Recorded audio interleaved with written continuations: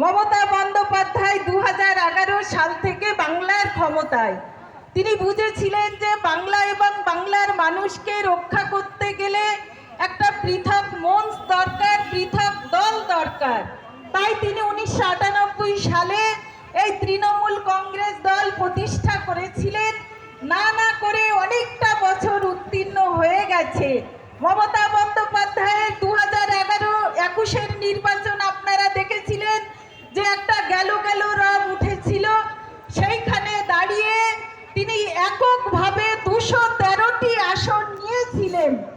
এই এলাকার আপামর জনসাধারণ, ভ্যান চালক, মোটর ভ্যান যান চালক ভাই বোনেরা, প্রশাসনিক আধিকারিক সহ সকলকে যথাযথ স্থানে শ্রদ্ধা, সালাম, ভালোবাসা সহ জাতীয়তাবাদী সংগ্রামী অভিনন্দন জানিয়ে আমার পিছন থেকে বলা হয়ে গেছে দিদি গান দিয়ে শুরু করতে হবে।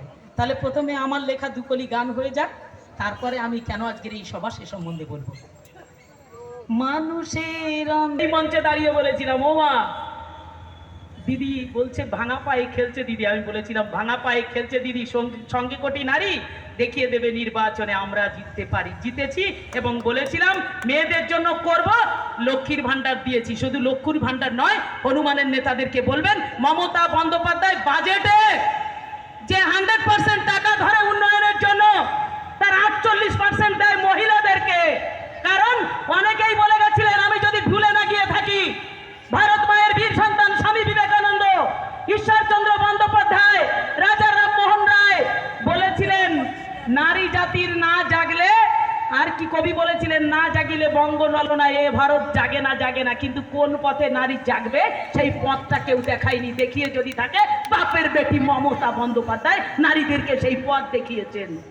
তার জন্য গর্ব করি, অহংকার করি যে এমন একজন দিদি পেয়েছি যিনি জন্মাবার পরে শুনেছিলাম আগে নারীদের জন্য বলি, তারপরে হনুমানের নেতাদের দেব। 10-15 মিনিট টাইম দিয়েছেন বিশ্বজিৎ।